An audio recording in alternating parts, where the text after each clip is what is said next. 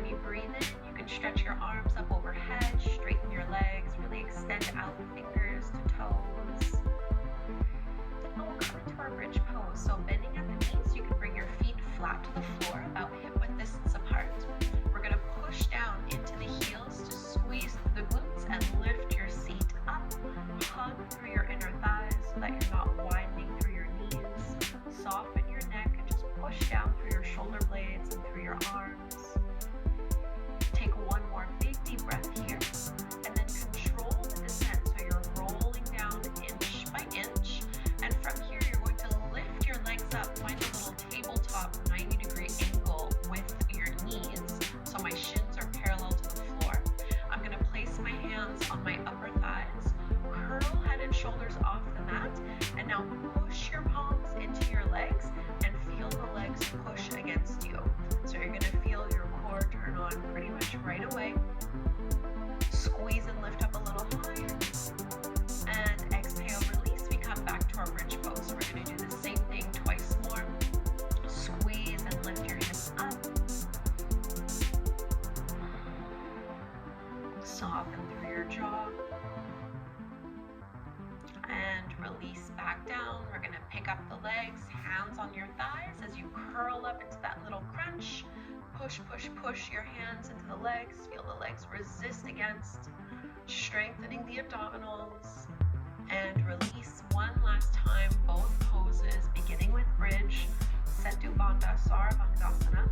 Push down into your big toe, hug through the inner thighs.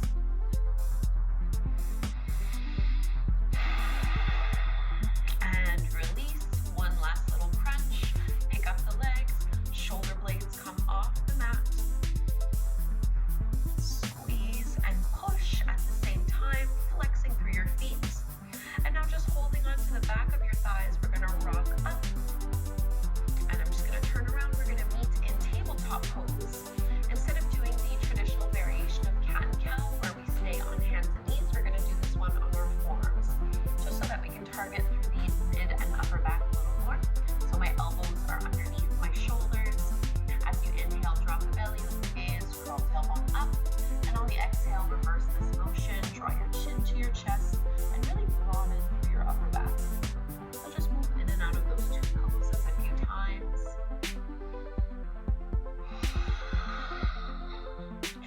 Inhale to your back bend. And exhale to reverse for your cat pose twice more.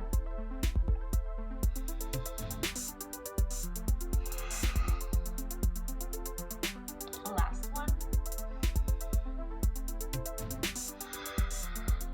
And we'll meet in downward facing dog. Our first down dog, you can have your hands shoulder width distance apart, tuck your toes under and lift your hips up and back. You can absolutely have your knees bent here, maybe paddle and alternate the bend in one knee as you try to encourage that heel down, stretching through the back of your legs. Let's go ahead and extend our right leg up towards the sky, bend your right knee, open up your hip, and we're going to step that right foot forward in between the palms to the top of the mat. Stay lifted as you move into a twist here. Right arm extends up towards the sky. Stacking your right shoulder over your left. As you exhale, bring the fingertips down to the mat, straighten that right leg, and shift your hips back. I'm flexing my front foot to get a little bit more intensity in the pose. You don't have to do this. So a variation of pyramid. Back into your lunge, drop the back knee to the mat, and maybe add a quad stretch as you reach back with your right hand to pull that left heel in towards you. Exhale to release. A little variation of your half splits. You're going to straighten that right leg. Again, flexing that front foot. I'm keeping a flat back for this one. Working on extension. And bending again. Let's do that same little sequence twice more. So we start with our easy twist. Inhale. Big breath as you open through your chest.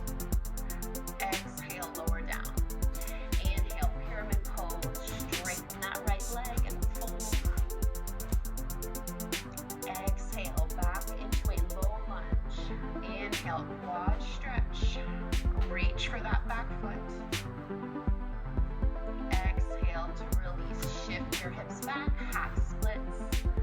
Breathe in deeply. Exhale to release. Last time, easy twist. Inhale, arm up. Exhale, lower down. Shift your hips back. Breathe in. Really stretch through that front leg. And release. Low lunge. Add your quad stretch. Inhale. Exhale, release. Straighten that front leg. Last time here. And let's take our flow. So as you bend that front knee, find plank pose and lower down all the way. Cobra, open through your chest. And we meet in downward dog, so we can do the same thing over on the second side. And you might notice that you're able to get your right heel, open up your hip, and we'll find our easy twist. So left foot steps forward to the top of the mat. My left knee is over my ankle, and I'm going to open up my chest, left arm up. Big breath in here. And then left hand comes back down, pyramid pose. You're going to straighten that left leg, maybe flexing through that front foot as you fold on down.